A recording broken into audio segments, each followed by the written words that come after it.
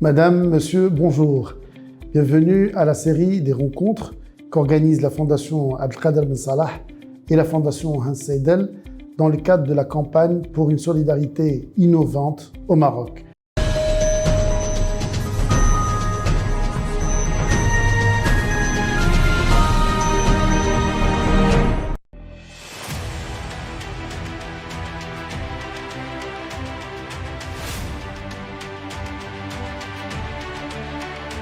Aujourd'hui, nous parlerons des rôles des parties prenantes et nous avons fait le choix de parler principalement des citoyens, du rôle des entreprises et du rôle des collectivités territoriales.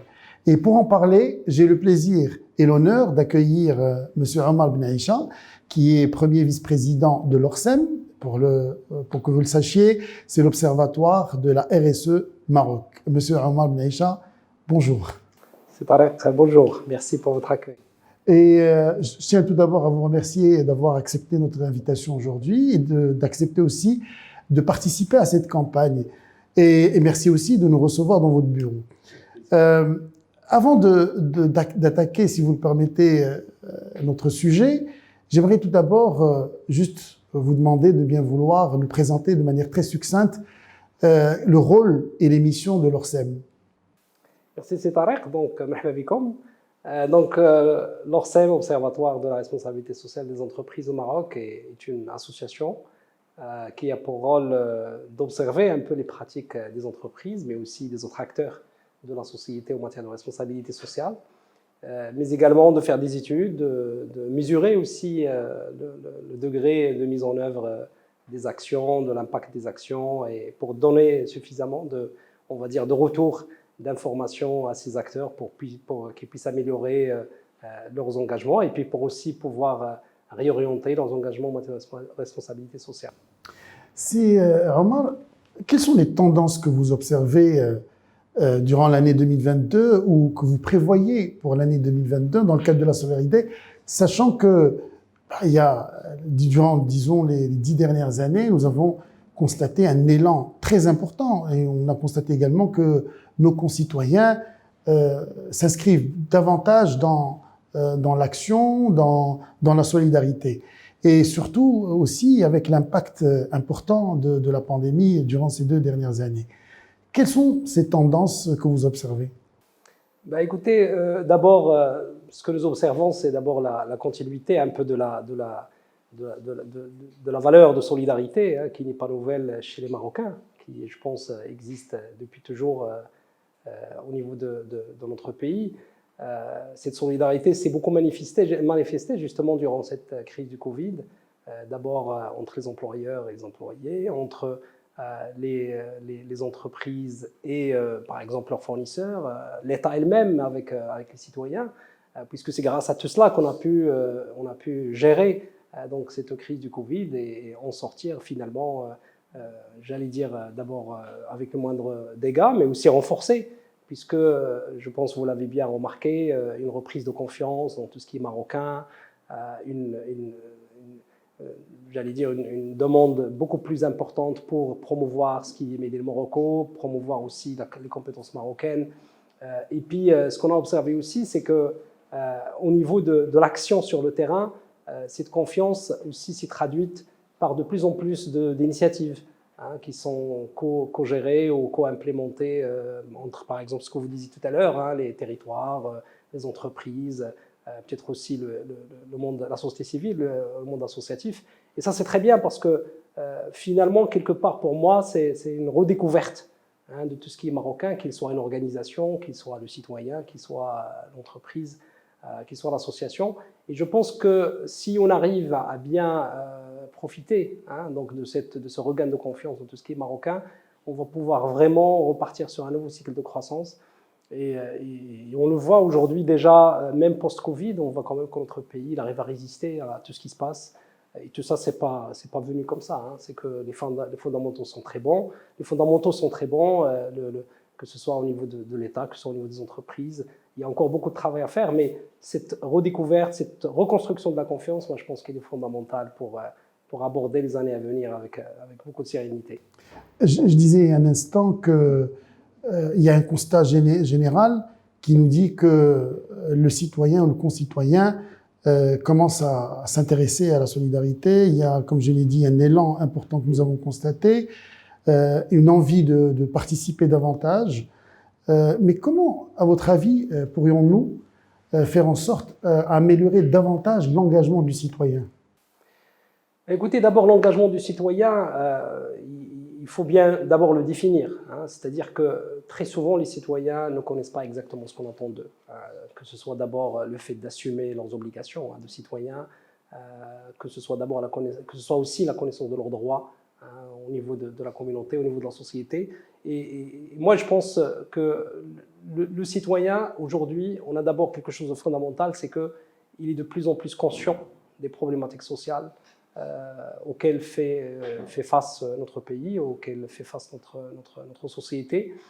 Et il est de très bonne volonté parce qu'on le voit suite à plusieurs, on va dire, situations difficiles, qu'ils soient d'ordre environnemental ou d'ordre social ou d'ordre économique. On a vu comment cette solidarité s'est manifestée. On a vu avec le petit garçon Ariane au nord du Maroc comment cette solidarité s'est manifestée et comment on reprend ces valeurs dans notre société, qu'on les reprend dans nos comportements et dans notre façon d'interagir au quotidien.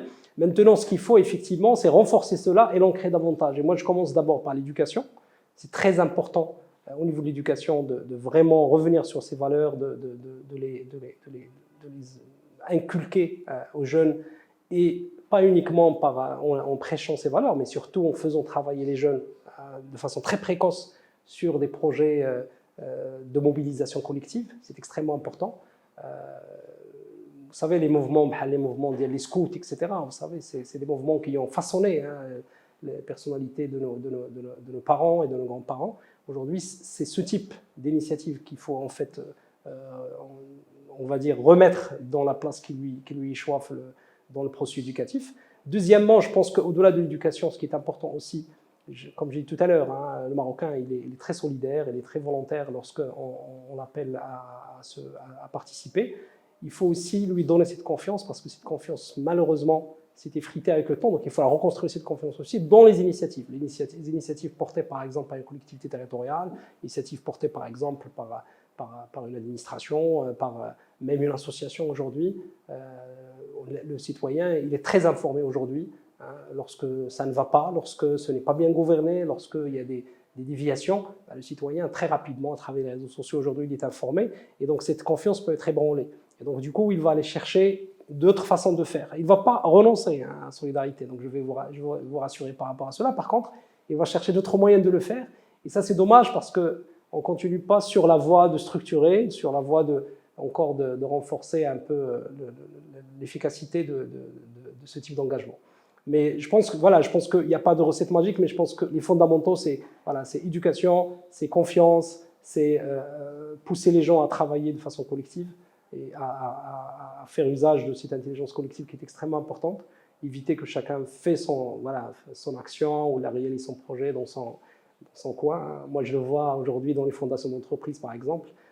Chaque fondation avec des beaux programmes, etc. Mais il faut vraiment une immersion pour savoir ce qu'une fondation d'entreprise va faire, où il faut attendre le rapport d'activité.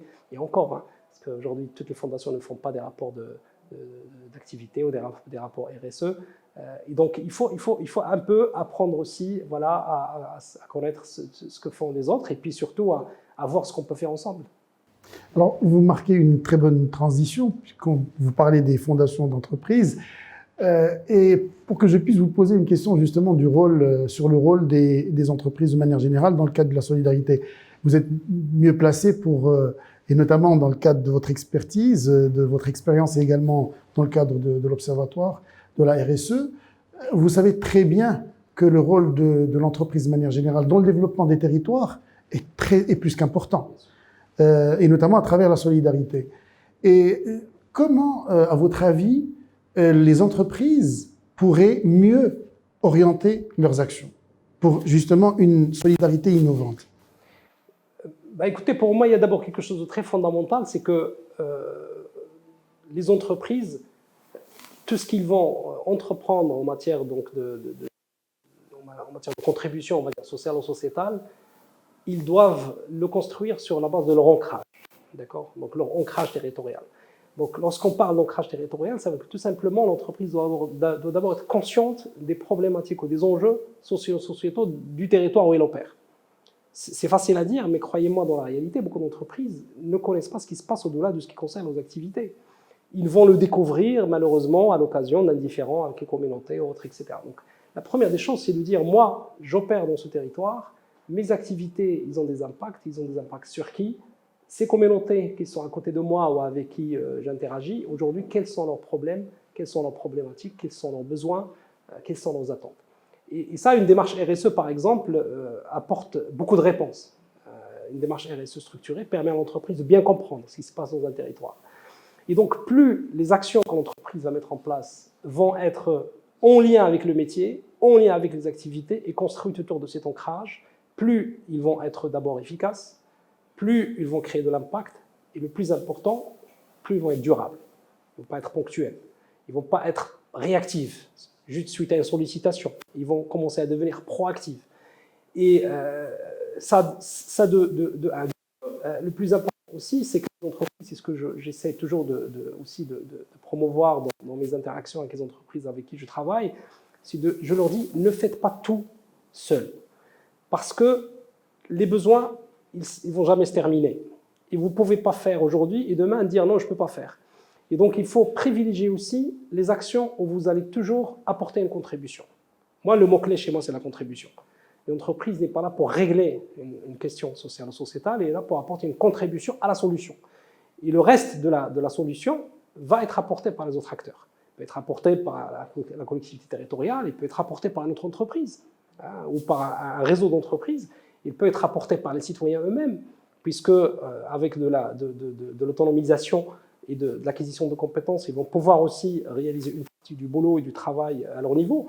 Et donc, pour moi, ces éléments sont extrêmement importants pour avoir, on va dire, plutôt jouer pour l'entreprise, pour qu'il joue un rôle politique, entre guillemets, parce que c'est un rôle politique finalement, puisque s'il se substitue dans la mise à l'État ou à une autre partie prenante dans la mise en œuvre de politiques publiques, parce que faciliter l'accès à l'éducation, ou à la santé, ou les infrastructures, c'est des questions de politique publique. Normalement, l'entreprise, ce n'est pas sa raison d'être première. Bon, il y a quelques années, maintenant ça a changé. Et donc l'entreprise, il va être sollicitée pour faire, elle va elle-même peut-être aller proactivement chercher où il peut contribuer, et donc elle doit le faire de façon structurée, il doit un peu le faire de façon intelligente, de le faire de façon partenariale, etc., pour assurer la pérennité, gérer les risques qui sont liés à ce type d'engagement, parce qu'il y a des risques aussi, et surtout aussi profiter des opportunités aussi du travail ensemble, du travail collectif. Alors pour réussir une solidarité tout court, il est nécessaire d'avoir une vision, d'avoir une stratégie, d'avoir une politique. Et justement, la stratégie, la vision, nous la voyons au niveau central. Et après, toute la question qui se pose, c'est quel rôle devront jouer les collectivités territoriales de manière générale. Alors, à votre avis, Sir Omar, quel leadership devrait justement assurer les collectivités territoriales dans une action pareille? Alors, vous le savez, les collectivités territoriales, elles sont en train d'hériter finalement du rôle de l'État central, puisque les collectivités territoriales, ou ce qu'on peut appeler au Maroc par exemple les régions, dans le cadre de la régionalisation avancée, et puis tous les démembrements, on va dire, au niveau du territoire des acteurs, se substituent dans le cadre d'une approche déconcentrée à l'État central. Le rôle de l'État central aujourd'hui commence à jouer un rôle de plus en plus, on va dire, moins important dans le traitement des questions qui concernent les territoires. Parce qu'un État, au niveau central, il ne peut pas gérer toutes les problématiques et les difficultés. Et donc, ces collectivités territoriales ne se substituent que par l'État, donc il peut jouer d'abord un rôle de facilitateur, puisque le rôle de l'État, c'est justement de mettre en place le cadre, de structurer, de mettre en place les conditions de la réussite de projets solidaires et de projets d'innovation sociale et sociétale.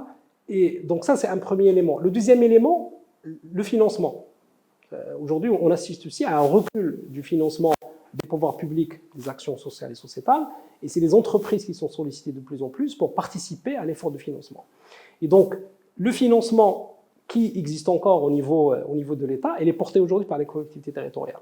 Et donc, les collectivités ont aujourd'hui des budgets assez conséquents aussi, mais peut-être ils n'ont pas bien les compétences nécessaires au niveau de leurs effectifs pour pouvoir mettre en place les modèles qui vont fonctionner. Et donc l'entreprise ici, dans le cadre d'une approche de l'entrepreneuriat, ce qu'on appelle l'entrepreneuriat social, peut venir avec des propositions de modèles qui vont pouvoir fonctionner et qui vont pouvoir réussir. Et donc le deuxième élément, c'est cette flexibilité au niveau des collectivités territoriales, de laisser expérimenter ce type de modèle qu'une entreprise peut proposer. Très souvent, c'est une fondation d'entreprise qui va proposer, mais pour moi, c'est la même chose. Donc, les entreprises vont pouvoir proposer.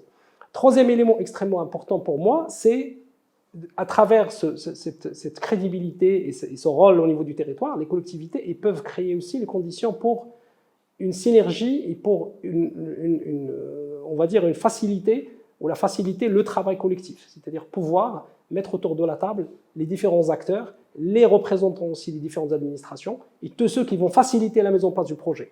Je vous donne un exemple simple pour illustrer tout ça. Vous avez une entreprise qui veut faire un projet, par exemple. Je donne un exemple, n'importe quoi. Il veut construire un centre de collecte de lait, par exemple, pour des agriculteurs. Et cette entreprise, il va aller solliciter donc l'INDH, il va solliciter donc le préfet, ou là, il va solliciter le CAID, etc. Et donc, la collectivité territoriale, elle, avec l'autorité, ils peuvent aussi être le garant pour que d'autres acteurs, comme le représentant du ministère de l'Agriculture, pour qu'ils puissent venir à table et aussi plutôt apporter les éléments de facilitation nécessaires au niveau institutionnel. On va pouvoir aussi convaincre, parce que lorsqu'on voit le tour de table très souvent, on a envie quand même de participer. On va pouvoir inviter aussi peut-être l'ANSA, parce qu'il y a des questions de sécurité sanitaire, on peut inviter, etc. Et la collectivité territoriale est capable aujourd'hui de mettre facilement tous ces gens autour de la table.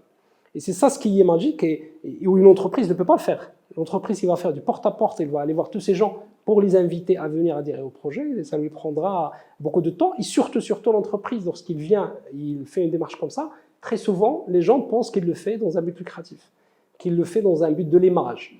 Donc, par contre, l'entreprise qui va aller convaincre la collectivité territoriale, ou bien il va aller travailler de pair avec la collectivité territoriale, il apporte vraiment une solution à toutes ces préoccupations, il apporte une crédibilité au projet, il apporte aussi, la collectivité territoriale apporte aussi beaucoup de garanties sur la réussite du projet. À votre avis, pourquoi ça ne se fait pas? Ça paraît assez facile à mettre en place. Voilà, une question comme ça, à votre avis, comment pourrions-nous faire en sorte à ce que ça puisse prendre forme entre l'ensemble de ces parties prenantes? Alors, écoutez, si on revient à cette question de mobilisation des parties prenantes, qui est une question clé dans les démarches RSE en général, même les entreprises qui ont pignon sur rue en matière de RSE se heurtent à cette problématique. Aujourd'hui, les parties prenantes, pour les mobiliser, on ne peut pas les mobiliser en tant que telles. On les mobilise toujours par rapport à des enjeux bien précis. Ce qui va permettre de mobiliser aussi les parties prenantes, c'est de définir le rôle de chacun et de définir aussi des modes de gouvernance qui aussi apportent de la sérénité, apportent de la transparence, apportent de l'efficacité, apportent surtout aussi de la redevabilité. C'est très important. Et vous savez, nous sommes des humains. Pour socialiser très souvent, c'est les quick wins qui nous permettent de renforcer notre capacité de socialiser. Et donc, il faut justement, dans cette approche partenariale, il faudrait un catalyseur. Et pour moi, l'entreprise ou l'association peut être un catalyseur. Alors, je vais commencer d'abord parce que l'entreprise il a des moyens en termes de compétences managériales, en termes de leviers, en termes de réseau, en termes d'influence aussi. Il a des leviers très intéressants pour pouvoir au moins créer un petit noyau de 2-3 partenaires et après élargir. Donc ça, c'est très important. Je le vois aujourd'hui au niveau de certaines fondations d'entreprises, grâce à ce soutien de l'entreprise qui sponsorise le projet, on arrive quand même à rapidement adhérer quelques parties prenantes et démarrer le projet. Et puis très rapidement, il va falloir faire des quick wins, parce que les gens, ils viennent et ils sont dans la découverte. D'accord ? Chacun, il calcule ce qu'il va y gagner, qu'est-ce qu'il va y perdre, est-ce qu'il ne prend pas des risques, etc. Donc il faut quand même arriver à créer ces quick wins qui permettent de construire la confiance. L'élément aussi le plus important après, c'est la qualité aussi des partenaires. Par exemple, si je prends les associations, aujourd'hui, au niveau de notre tissu associatif qui est composé de pratiquement 150 000 associations, malheureusement, moi j'avais vu l'étude du HCP, malheureusement aujourd'hui les entreprises qui sont structurées, qui sont bien encadrées, qui ont aussi des skills en interne qui leur permettent de faire de la gestion de projets, etc., elles ne sont pas très nombreuses. Et donc il faut aussi arriver à avoir ce type d'associations qui sont capables, pour faire simple, répondre à un appel d'offres. C'est-à-dire aujourd'hui, le collectivité territoriale, il a un budget, lance un appel d'offres pour choisir une association, pour porter un projet. Et cette association peut être une fondation d'entreprise. Donc, comment vous allez répondre à un appel d'offres si déjà vous n'avez pas le minimum? Vous savez, même les entreprises, les PME, ils ont des difficultés à répondre à des appels d'offres. C'est qu'une association. Donc moi, je pense que travailler sur les capacités, travailler sur les compétences des associations est important. Il faudrait que les entreprises aussi développent aussi de la compétence, la gestion des relations, notamment partenariales avec les communautés. Parce qu'aujourd'hui, au niveau des parties prenantes d'une entreprise, on gère déjà assez bien les relations à plusieurs catégories de parties prenantes, comme les salariés, comme les fournisseurs, comme les clients, etc. Mais les communautés, c'est toujours très difficile parce que ce n'est pas lié très souvent au métier, c'est une différence de niveau extrêmement importante qui fait que très souvent le personnel de l'entreprise n'a pas les moyens ni intellectuels, ni etc. pour pouvoir travailler avec des représentants de communautés, négocier, discuter, construire des projets, etc.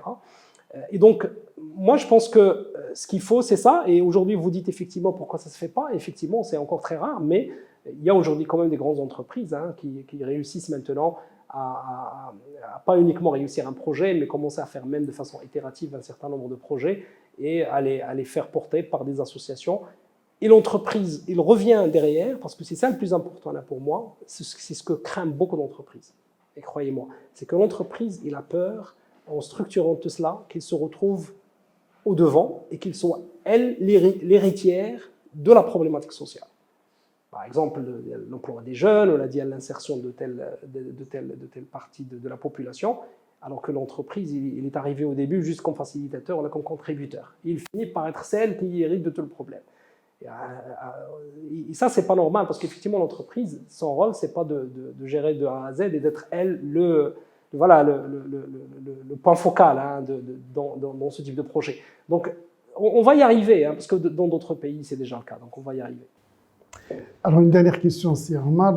Il y a une vision aujourd'hui 2035 qui a été établie, ou disons lancée, par le nouveau modèle de développement, qui aspire en tout cas à mettre en place un socle social très important et une véritable solidarité entre l'ensemble des citoyens. Comment vous voyez-vous la solidarité nationale en 2035? Très bonne question. Aujourd'hui, effectivement, le modèle de développement, il a mis en exergue les attentes que porte d'abord l'État et que portent les Marocains à l'économie sociale et solidaire, ce que le rapport de la Commission appelle le tiers secteur. C'est-à-dire qu'aujourd'hui, une des solutions aux difficultés ou aux questions, soit de travailler les jeunes, soit d'insertion, soit même d'égalité entre les hommes et les femmes, de développement durable en général, que sur les aspects environnementaux, etc., les solutions vont venir du secteur de l'économie sociale et solidaire, donc les tiers secteurs. Et donc, ce secteur, il doit être structuré pour justement le rapprocher, ne serait-ce qu'en termes de gouvernance, du niveau de l'entreprise, du niveau de la collectivité territoriale, pour qu'on puisse au moins se parler le même langage et qu'on puisse encore se faire mieux confiance. Parce qu'aujourd'hui, vous avez une entreprise, une collectivité, en termes de gouvernance, très souvent, c'est très clair, avec une réglementation très précise, avec un certain nombre d'obligations, un certain nombre de reporting à mettre en place, etc. L'association aujourd'hui, qui porte un projet, déjà elle est à but non lucratif, donc on ne peut pas créer un tiers secteur qui va créer de l'emploi, qui va être porteur d'innovation, qui va créer de la valeur ajoutée, contribuer au PIB, si on reste dans la logique philanthropique ou la logique non lucrative. Il faut qu'on passe à une logique aussi lucrative, mais au passage, c'est une logique lucrative, mais qui permet au passage d'apporter des solutions sociales, sociétales, environnementales. Donc c'est ça vraiment le challenge. Et pour y arriver, il faut qu'on crée le statut de l'entreprise sociale et solidaire. L'entreprise sociale, tout simplement, qui n'existe pas aujourd'hui au Maroc. aujourd'hui, les coopératives, le régime des coopératives se rapproche un peu de ce statut, mais ce n'est pas tout à fait ça, parce que les coopératives aussi sont au service des membres. Ils sont très limités en matière de ce qu'ils peuvent faire en termes d'activité par rapport aux tiers. Et donc, il faut vraiment créer ce statut de l'entreprise. Il faut arriver à convaincre aussi les pouvoirs publics d'aller dans ce sens-là, parce que c'est le seul moyen pour permettre à cette solidarité de s'institutionnaliser. Parce qu'aujourd'hui, la solidarité, on la considère toujours comme un acte d'un citoyen qui va contribuer de façon monétairement ou non monétairement à traiter ou à régler une problématique sociale, etc. Il faudrait qu'on arrive à institutionnaliser cette solidarité, c'est tout simplement à la mettre dans un processus qui est bien défini, qui est soumis à une réglementation pour aussi définir les obligations des uns et des autres. Et comme ça, on va pouvoir passer à la démultiplication, hein, on va passer à la mise en échelle. Parce que pour que le tiers secteur puisse apporter cette contribution, il va falloir passer à la mise en échelle. Et pour arriver à la mise en échelle, effectivement, il faut que le cadre soit standardisé, il faut que les règles de gouvernance soient clairement définies. Et aujourd'hui, tous les gens, hein, en tout cas les entreprises que je connais très bien aujourd'hui, et quelques associations aussi, sont en attente, de ces dispositifs qui vont permettre justement en 2035 d'avoir au moins une partie de l'économie portée par l'économie standard, l'économie conventionnelle, une partie de la contribution économique soit portée par les entreprises de nouvelle génération technologique, etc., une partie par ce type d'économie qui est régie par d'autres principes que l'économie conventionnelle classique. Donc vous restez optimiste? Je reste très optimiste. Hein. Je reste très optimiste, moi, depuis la pandémie du Covid, et comment on a pu s'organiser, comment on a pu résister, comment on résiste encore aujourd'hui. Moi, personnellement, malgré mes études, malgré mes expériences, j'ai découvert un autre Maroc sur le plan institutionnel, sur le plan de l'État, de l'administration. Hein. Il faut être fier, hein. Il faut être fier de ça. Hein. On s'est comporté beaucoup mieux que des pays très développés, etc. Que ce soit en termes de gestion de crise, que ce soit en termes de réponse apportée à la crise, que ce soit la capacité de l'État. On a un État solide, il faut le dire. Hein. Aujourd'hui, on le voit avec le carburant, malgré toute la polémique, l'État quand même, il assume, il paye les transporteurs, etc. On a des fondamentaux économiques qui sont très importants et on en a surtout des millions de Marocains qui veulent contribuer et qui représentent aujourd'hui quand même une richesse très importante et qui permettent, si on les guide, si on les aide, si on leur montre la voie, qu'ils peuvent vraiment transformer complètement le visage du Maroc d'ici 2035. Sir Omar Ben Hicham, merci beaucoup. Je rappelle que vous êtes premier vice-président de l'ORSEM, l'Observatoire de la RSE Maroc. Madame, Monsieur, je rappelle encore que c'était dans le cadre des rencontres organisées par la Fondation Abdelkader Ben Salah et la Fondation Seydel, une série de rencontres. Aujourd'hui, nous avons parlé du rôle des parties prenantes dans le cadre de cette solidarité innovante. Merci à vous tous et à très bientôt.